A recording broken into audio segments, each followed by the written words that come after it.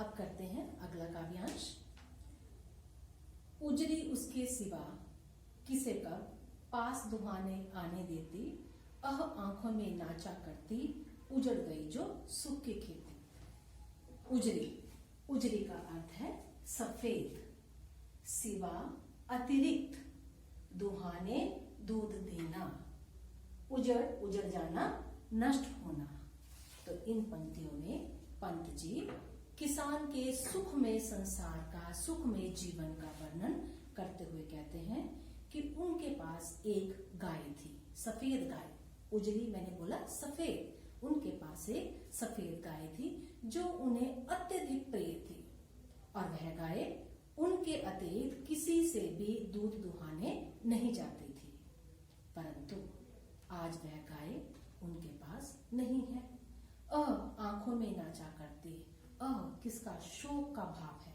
कहते हैं कि जब वह उस गाय को याद करते हैं तो उनकी आंखों में पीड़ा भर जाती है, अनायास उनकी आंखों के सामने वह उजरी गाय आ जाती है।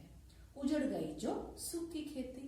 आप कहते हैं कि जो किसान का सुखमय जीवन था, आज वह पूरी तरह से नष्ट हो गया, और इसलिए उनकी आंखों में दारुण भयानकता भरी हुई है, उनकी आंखों में पीड़ा वेदना भरी हुई है। आइए अब हम इसका शिल्प सौंदर्य करते हैं। अब यहां पर आया था पास दुहाने आने देती, प्रश्न चिन्ह का प्रयोग किया गया है, तो इसलिए यहाँ पर प्रश्न शैली का प्रयोग किया गया है। जैसा कि मैंने आपको बोला, आंखों में नाचा करती, आह किसका भाव, शोक सूचक भाव, में शोक सूचक भाव आता है। आगे है उजड़ गई सुख की खेती। अब आगे मुहावरेदार भाषा का प्रयोग किया गया है। कहते हैं कि आंखों में नाचा करती, आंखों में नाचना। आंखों में नाचना एक मुहावरा है जिसका अर्थ है आंखों के सामने आ जाना। आइए अब हम अगला काव्यांश करते हैं। बिना दवा दर्पण के घरनी, स्वर्ग चली आंखें आती भर, देख रेख के बिना दूध मुही, बिटिया 2 दिन बाद गई पर। दर्पण, दर्पण दवा, घरनी, घरनी पत्नी। घरनी एक ग्रामीण शब्द है, पत्नी। आंखें भर आना, आंखों में पानी आ जाना। दूध मुही, दूध पीने वाली बच्ची। तो यहाँ कवि ने, पंत जी ने क्या कहा है कि किसान की पत्नी थी जो बिना, उनके किसान के अभावग्रस्त जीवन का वर्णन किया है कि बिना दवा के पत्नी की मृत्यु हो गई, अर्थात वह स्वर्ग सिधार गई। अब जब उसकी याद किसान को आती है तो उसकी आंखें भर आती हैं। यहाँ पर भी मुहावरे का प्रयोग किया गया है, आंखें भर आना, आंखों में पानी आ जाना। देख रेख के बिना दूध मुही। अब बच्ची, उनकी एक बच्ची थी किसान की जो केवल दूध पर आश्रित थी, उसका सहारा माँ थी। तो माँ के मर जाने के बाद बच्ची की जब देख रेख नहीं हो पाई तो 2 दिन बाद उस बच्ची की भी मृत्यु हो गई। तो आपने देखा एक एक करके पहले किसान का खेत गए, किसान के घर बिक गया, उसके बाद उसकी गाय चली गई, उसके बाद उसकी पत्नी की मृत्यु होगी, और अब उसकी दूध मुही बच्ची की भी मृत्यु हो गई। तो यहाँ पर इसका शिल्प सौंदर्य करते हैं। गरीबी और विवशता का वर्णन, क्योंकि इसमें गरीबी थी, दवा के लिए पैसे नहीं थे, तो इस काव्यांश में गरीबी विवशता का वर्णन किया गया है। घरनी, घरनी मैंने बोला पत्नी, ये घरनी जो शब्द है ग्रामीण भाषा का शब्द है। दवा दर्पण, द वर्ण की आवृत्ति में अनुप्रास अलंकार का प्रयोग किया गया है। चलिए आगे करते हैं। घर में विधवा रही पतोहू, लक्ष्मी थी यद्यपि पति घातिन, पकड़ मंगाया कोतवाल ने, डूब कुएं में मरी एक दिन। अब आगे क्या होता है उनके जीवन में, किसान के जीवन में, कहते हैं कि जब बेटे की मृत्यु हो गई तो घर की पतोहू, पतोहू का अर्थ होता है पुत्र वधू, लक्ष्मी लक्ष्मी, घातिन हत्या करने वाली, कोतवाल थानेदार। अब क्या कह रहा है कवि कि बिना दवा दर्पण के घर में विधवा रही पतोह, क्या कहते हैं कि जब बेटे की मृत्यु होगी, बेटे की मृत्यु के पश्चात घर में पतोह रहेगी, पुत्र वधू रहेगी। लक्ष्मी थी यद्यपि पति घातिन, कहते हैं कि उस पुत्र वधू को पति की हत्यारण माना जाता था, परंतु अब घर में कोई नहीं रहा तो अब किसान उसे लक्ष्मी की तरह मानता है, उसे लक्ष्मी की तरह सम्मान उसको मिलता है।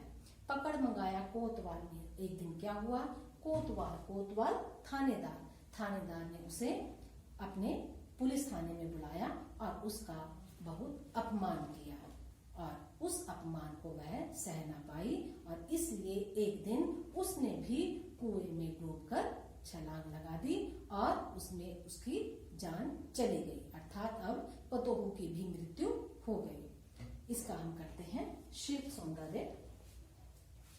पुलिस के अत्याचारों का मर्मस्पर्शी चित्रण, कि किस प्रकार थानेदार ने उस पतोहू का अपमान किया।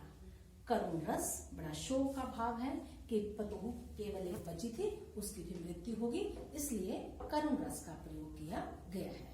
आगे करते हैं अगला काव्यांश।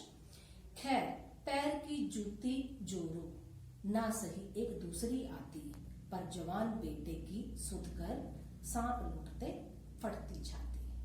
अब यहाँ जोरो कहते हैं पत्नी, सांप लौटना एक मुहावरा, ईर्ष्या होना, जलन होना, छाती फटना, अत्यधिक दुखी होना। अब क्या कहते हैं कि यहाँ किसान ने अपनी पत्नी के बारे में बताया है। किसान कहते हैं कि यहाँ पर ये कवि कह रहा है कि यहाँ स्त्री जाति का तिरस्कार किया गया है, क्योंकि यहाँ क्या कहा है कि पत्नी को पैर की जूती के समान माना गया है, अर्थात उसका अपमान किया गया है। कहते हैं कि जब एक पत्नी की मृत्यु हो जाती है तो दूसरी पत्नी आ जाती है, अर्थात मनुष्य एक पुरुष दूसरा विवाह कर लेता है तो दूसरी पत्नी आ जाती है।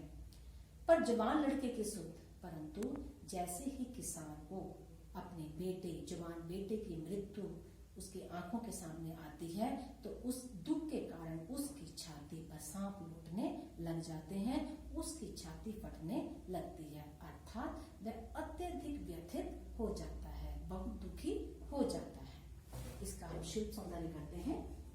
इसमें छाती फटना पहले है, स्त्री जाति के प्रति तिरस्कृत भाव, स्त्री जाति का अपमान किया गया है।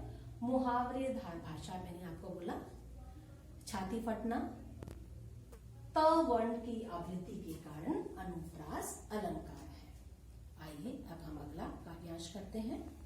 पिछले सुख की स्मृति आंखों में क्षण भर एक चमक है लाती, तुरंत शून्य में गड़ वह चितवन, तीखी नोक सदृश बन जाती। स्मृति का अर्थ याद, शून्य आकाश, चितवन दृष्टि।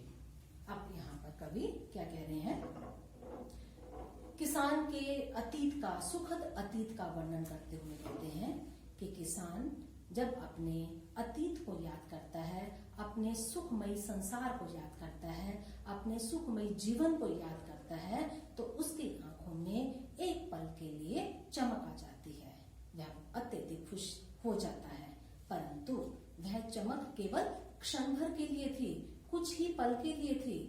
तुरंत शून्य में गड़ वह चितवन, और अचानक से उसकी दृष्टि आकाश में गड़ जाती है। आकाश के लिए शून्य किसे कहा है, आकाश, कि आकाश में उसकी दृष्टि चली जाती है, आकाश की ओर देखने लग जाता है।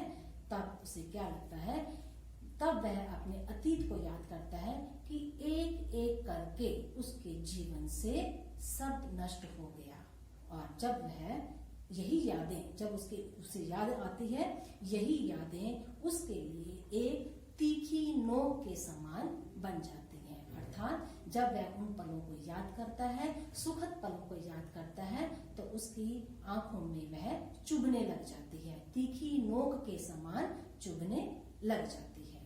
तो इसका शिल्प सौंदर्य करते हैं। इसमें सदृश, उपमा, अलंकार और संस्कृत भाषा का प्रयोग किया गया है, खड़ी बोली का प्रयोग किया गया है। तो बच्चों, ये था सारांश, ये थी व्याख्या वे आंखें कविता की। आशा है आपको यह समझ में आ गई होगी। तब तक के लिए आपका शुभ दिन हो। नमस्कार।